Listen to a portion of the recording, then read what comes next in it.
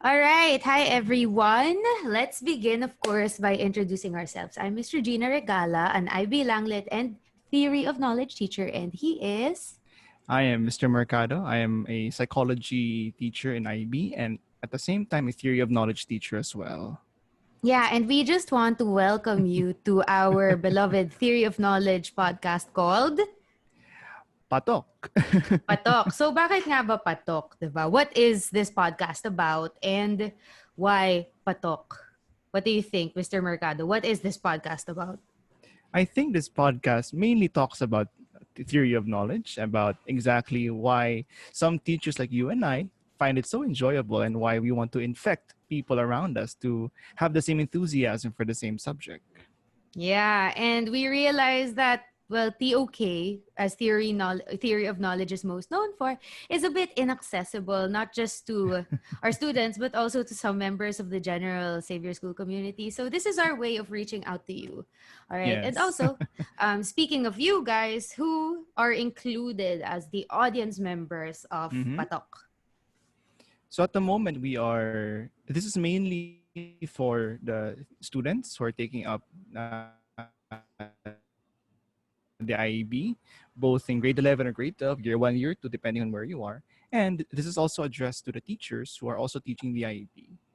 Or But at the same interested. time, or interested in teaching the IEB. But at the same time, anyone who fancies talking about how they know what they know will most likely enjoy or at least catch up with what we're trying to do here in this podcast. Yeah. So, in essence, I like to think of the podcast also as a way of us feeding you TOK tidbits. Kasi 'di ba, ang mga tao nagpapakain. So Yes, tayo, yes. nagpapa-talk. Unexpected yun Nasa Oo script nga ba eh. yun? Ano yun? Oh. So hanggang pumutok yung batok? Oh, more food puns in Yeah, more upcoming food puns. episodes. But anyway, please also note, guys, that this is actually just our starting podcast. We're recording this Yeah. on August 31st. So this is uh, actually counts for our podcast for September. Okay, so we'll Mm-hmm. have one podcast a month to be released in tandem with one TOK digest that pertains Yes, to yes. what TOK is, what's happening over in grade 12 TOK, and what's happening over in In grade grade 11 11. TOK. Mm-hmm. So, well, today we've actually prepared the topic. We ran through this entire podcast already. Like, Yeah, it took we us did. 37 minutes, but we're doing our best to keep it within the 30-minute mark because we don't want to overwhelm people. Yes. And we don't want them to feel so uncomfy with a seemingly difficult subject or practice Yeah. as Yeah. talking, Mm-hmm. TOKing. So, I guess that's where I want to start. Like, we already know what we're going to talk about. So, what do you think it is that we're going to talk about? What have the current times incited in you emotionally, Mr. Mercado? Well, currently, as of August 31st of 2020, the best year of all time, we are currently still experiencing a pandemic and we are doing a lot of things differently this time. One of them is to be able to teach from a distance. So this new way of doing things has been imposed on us and it's creating a lot of uncertainties. So it's creating a lot of anxieties, not only for teachers, but also for parents, for students, everyone who's involved and who happens to be doing things while being stuck at home. Yeah. So, like, I like to summarize um, the pandemic uncertainties in Yeah. three P's. So, first is obviously pandemic.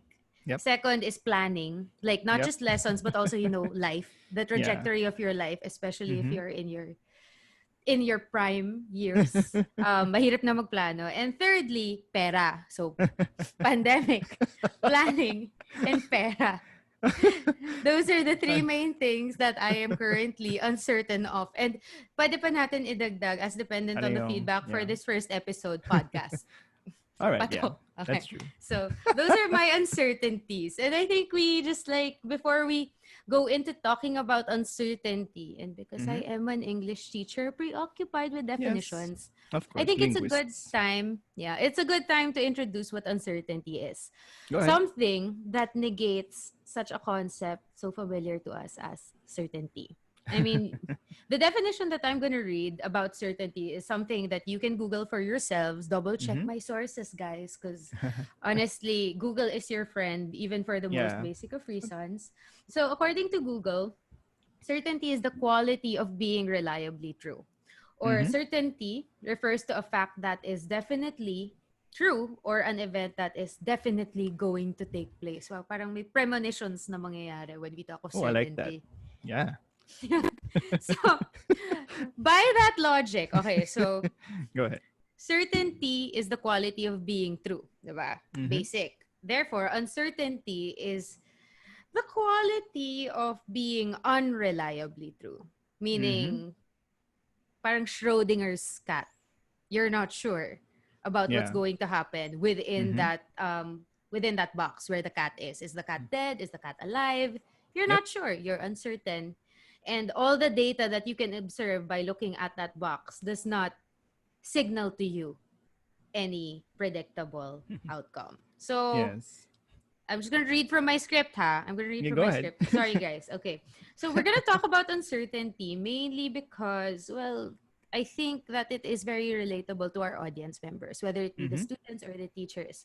Some of you might have already or still are experiencing panic to a greater extreme on the spectrum. Maybe some are already experiencing different levels of depression, and like Mm-hmm. on the most basic daily life level, I'm sure that I experienced this. I'm having difficulty making the smallest decision and making Yes. the largest decisions as well. So, Yes. if we Yes. dedicate an entire episode to certainty and uncertainty, Mm-hmm. maybe we can alleviate the pressure, not just of TOK, but also of the experiences within this Yeah. current circumstance that we Yeah. find Yeah. ourselves in.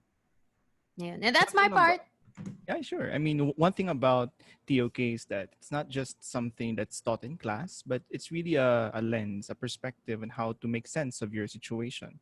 Especially now that things are very ambiguous, it all the more, it can help us if we have a few more words, a few Yeah. more terminologies to help us understand what we're going through. So that's what we want to do for this particular episode, that we'll try to talk about a common experience, and that's uncertainty, but try to discuss it with a bit more borrowing some terms from TOK. So that's essentially what we're trying to do for this session. Yeah. So, getting right down to it. Okay, I've Yes. defined terms, and I've actually Yeah. already identified the possible outcomes in real life of facing Mm-hmm. these terms. When you're certain, you are secure, you are Yes. comfortable. Yes. When you're uncertain, you can be prone to panic, to becoming catatonic, and making the decisions you so often easily make more difficult. Yes. So, Yes. how Yes. do we TOK this? Again, I guess we have to talk about why is certainty even important. Why is it that when we experience uncertainty, things seem to go awry? Okay, so I guess what helps is if we can.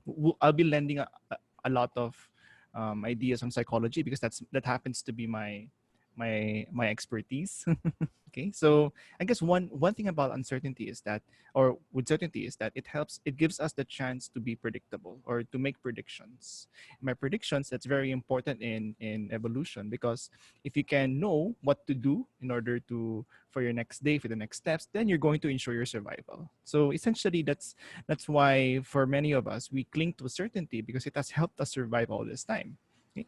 Now, no, the thing with certainty is that we seem to use it as a criterion of sorts to be able to determine if we know what we actually know. And for TOK, that's exactly what we're trying to figure out. How do we know what we know? Okay, so there's no other person, I guess, that we can turn to when we try to understand how to handle uncertainty, than to look at the experts, those who seem to, they don't really say this often, but they actually live with so much uncertainties. And these experts happen to be our mathematicians, our scientists, our human scientists, everyone who basically has a degree. they have they acknowledge that their pursuit of knowledge is not necessarily free of uncertainty, but more often than not, they lead or they open more doors where uncertainty lives. Okay, so what am I saying? Okay, that by talking about these experts, by talking about people who know how to handle uncertainty, maybe we can borrow some of their tactics, some of their strategies to help us deal with our own daily certainties or uncertainties. Okay, so I hope Mm. that's clear so far. That is quite clear. Okay, I'm just gonna like parrot things to attempt to convey my processing. Okay, so Go ahead. what you are saying, Mr. Mercado, is that in order to deal with the uncertainties that we encounter in daily life, maybe one avenue is to look at the way that experts in various Mm-hmm. areas of knowledge or fields of discipline Mm-hmm. actually handle the daily uncertainties in their subject area. Yes, yes. Perfect. Okay, got it. That's a wonderful way to summarize A plus, the A seven. plus. Yes. Good job. So we are on our way to passing the subject. I mean, I guess it might help if we have a few more examples to talk Okay. about exactly what these experts are trying to deal with. Okay? So when we talk about experts, or let's just say let's refer to them as people as knowers, those who spend their whole lives figuring out how to know their subject. So they often develop their own methods. They have their own conventions. They have ways to agree to anything. Okay. So if Okay. we can, so this was a bit of a surprise to me before when I realized that for math, okay, one of the areas and subjects that people seem to worship, that it has so much certainty that it's closest to the truth, oftentimes actually base their wonderful proofs on assumptions. And these assumptions are often referred to as axioms. Okay, Mm-hmm. these are just taken to be true. And these variables or these truths are what build their proofs, what build their theorems, what build their knowledge. Okay. And um it's a bit it might be already a distant away from our podcast talk about axioms, but it's enough for you to know that for many of these mathematicians, they actually have to rely on certain truths that they just cannot be questioned. Okay, similar to, let's say, the sciences. Okay, in as much as science has helped, scientists have been very helpful in forwarding our progress. Their assumptions that the world is orderly is still an assumption. Mm. That the reason why we can predict that if we hold our phones at a certain height and then release our grip, it's going to fall down, is because in the past that has been the observation that for anyone who seems to be at a particular place on Earth, should they decide to hold something up and then release, it's going to fall down. Past data is able to predict future events. But again, Mm. the thing with sciences is that your assumption, the only way for your theories, your knowledge to work is if your assumptions do not fail you. That the assumption that the world is organized remains the same. I mean, it's a really fun conversation with physicists or physics teachers when I ask them, what happens tomorrow? What happens if tomorrow the laws of physics change? And what do they say? They never really thought about that. But if they were to make their own predictions, they can't imagine how the world would remain in this particular order. It's predictable. It's three dimensions. It's able to, you're able to have space, depth, and length. So all of that starts to change. Okay, pause. Okay. Want to Oh, pause for a while? pause? No, it's fine. It's fine. Right. We're gonna keep going. Sorry, Okay. there are interruptions around us, but the podcast goes on. This is And work from home. this is work from home. Uncertainty. You don't know when someone's gonna knock. Um, I Yes. guess, am I right in understanding things in this way that at least in the example of math or in the natural sciences, first there is a particular process to reaching a degree of certainty. Okay, Yes. A level and of those confidence. a level of confidence. Is that like subject specific terminology? Yes. It's very statistics. Oh, okay, okay. That's often So shared by math and in sciences. Anyway. okay. So, there is a process, a method, a convention to arriving at a particular level of confidence, which we will Mm-hmm. now synonymously or interchange quite easily with certainty. Yes. Yes. However, in both the math and in math and the sciences, we base what we become certain of often on assumptions. Mm-hmm. that are by default taken to be true. So in math, that those include the axioms. Like, Yes. what are the axioms again? Sorry, I haven't reviewed them for a while. Might have to Could you insert cite that one? naman. At the moment, I can't think of one. Something about parallel lines and like a Yes. point and then another point line. Yeah, I Mhm. think that's it. Is that Euclid? I don't know. I could be shooting myself in the You foot can by always insert mentioning some this. naman, I guess, later. Okay. Anyway, so in math you've got axioms, and in the natural and the human sciences, often those assumptions are based on observations Mm-hmm. that are repeatable and therefore in the process of being repeated eventually taken to be true.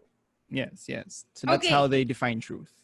That whatever you've observed in the past, and if you were to replicate the procedure now, you're going to come up with similar results. So that's how they come up with a Ah, correspondence type of truth. okay. Well, it says here in our notes that we're actually at the point where we're talking about certainty as it is a necessity for knowledge, because Yes, it is. predictability gives us security and Mm-hmm. comfort, which is like, Mm-hmm. oh, who wouldn't want that now? Yes. Okay. But I think at least maybe it's time that we move on to our second point. I think I can further insert Yeah, go other ahead. areas of knowledge if we talk about the second point, which you had so wonderfully identified in our document, Jeff. Yes. However, okay, in as much as certainty is in a way one of our personal or our agreed upon requirements, pardon the traffic that happens to be passing by, okay, where certainty seems to be a necessity in figuring out what can be considered knowledge. However, certainty does not necessarily guarantee the accuracy of said knowledge. The reason for that is certainty is actually a person's or a group's level of confidence that something might be the case. And no matter how certain you are that something is the case, it does not necessarily lead to that. And so I guess for point two, what we no matter how important certainty is in defining what can be considered knowledge, the trouble with certainty is that it's not necessarily a guarantee that whatever you hold to be true is actually accurate or is actually true. In fact, we can redefine certainty as merely a person's or group's level of confidence that something happens to be the case. That, truth be told, we can be very confident about what we know, but are we really accurate with what we know? Okay. And I think this is where I have to like interject, because my subject areas of specialization are very much known for their inaccuracy. I think that I was talking about this a while ago, that we're trying to establish certain relationships, which wherein the end goal is always to achieve high certainty, because high Mm-hmm. certainty therefore equates to high security and high comfort. So Mm-hmm. what we're saying a while ago, as per point one, is that if you have high predictability, then you often have high certainty, and you can be comfortable and secure in that. But there is this assumption that when that something has to be highly accurate for it to Mm-hmm. become highly predictable, highly Yep. certain, and highly secure. So many standards. I know. And that's not the case, especially in the arts and especially in history. So let's start with history. I'm not a history teacher, obviously, but in Langlit, we always use history anyway because I got to contextualize the works. And think of a particular event. I mean, martial law is one of the most well known events in Philippine history. Mm-hmm. And what you'll notice is that by way of the number of people and the number of textbooks and sources that you can reach that all talk about martial law, there is only one certainty, and that is that martial law happened. Yeah.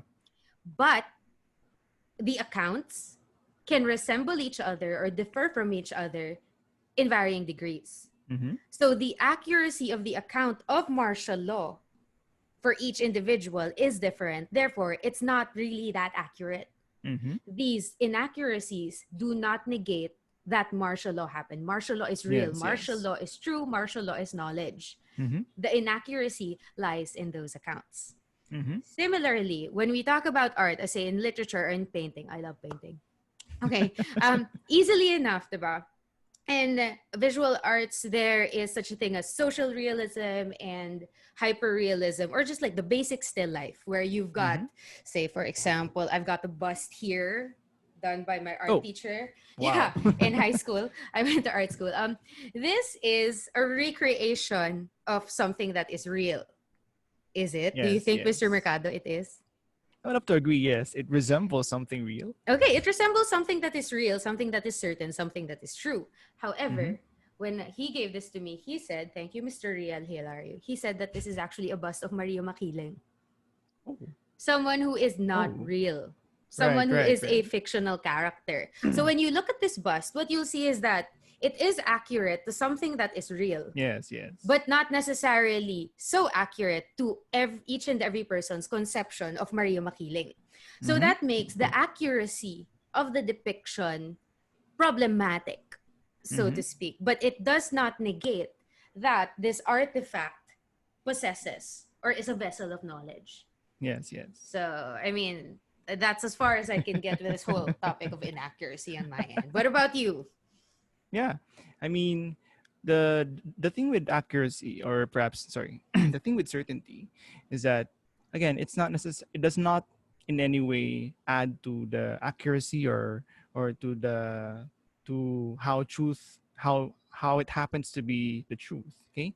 But we do need certainty. Okay, it's not that just because a lot of the scientists or perhaps the mathematicians live with uncertainty that they can no longer function. Okay, we actually do need certainty, and it's something that we have to have at first to be able to take the first steps. Okay, however, with the maths, the sciences, okay, they often encounter what we call moments where they have to change how they think. Mm. That there are certain individuals who discover some new laws, perhaps, or new methods that makes the whole community rethink their work. And oftentimes we refer these changes into paradigm shifts. These paradigm shifts, they happen very not frequently, but they happen frequently enough that experts around the world can know what to do, and they actually expect that they're just waiting for the next person who's going to change how they do things. Okay.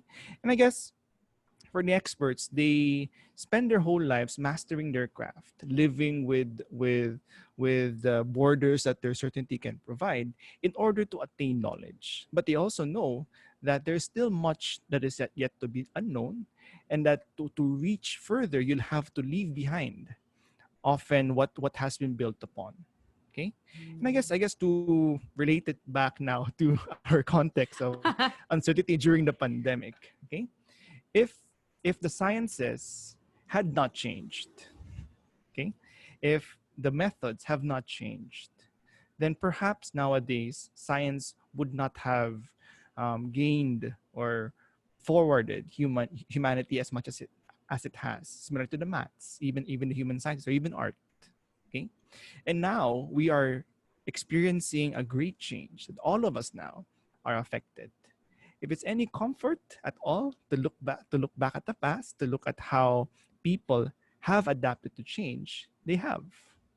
Okay, Mhm. they've been successful, and in fact, the new methods, the new ways of thinking, the new assumptions, the new the new expectations that they have because of that shift has now led them even further had they stayed in the same normal course. So perhaps this new normal is really inviting us to rethink that, and to rethink what we can do, and perhaps to in a way let go already, that whatever has helped us in the past may no longer be as applicable today.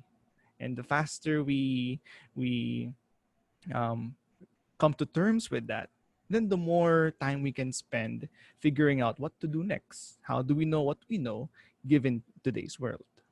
Okay, guys. For those listening, that was point three in our script. That was point three in our script. That was point three. That was point three. Para lang may transition tayo. Okay, so Yeah. I was talking about accuracy, and now Mr. Mercado is essentially talking about, well, guys, these are the cards that were dealt, right? These are the cards that were dealt wherein we're going to be in a state of uncertainty. And I'm not just Mm-hmm. talking about the pandemic. Because if Mm-hmm. you go like more specific, you're going to find that a lot of things are uncertain, like the subject areas that you've chosen, especially in Mm-hmm. senior high. One of the first uncertain things that you did was sign up for your subjects. Join Yes. IB or join the standard track. And you know Mm-hmm. that that is a commitment that you will have to deal with for 2 years. Think about how you're dealing with it now after an entire month of online learning. Whereas, Yes. say, 6 or 7 months ago, you, the students, were just worrying about how well you would do in IB and the workload. This Yep. time around, you're not just thinking about that, but you're thinking about every week that takes place and Mm-hmm. all the work that goes with that. But are you surviving? Are you thriving despite the uncertainty? Because I like to think that you, my, and Yeah. Mr. Mercado students are. And that's a relief. That's I mean, something, yeah.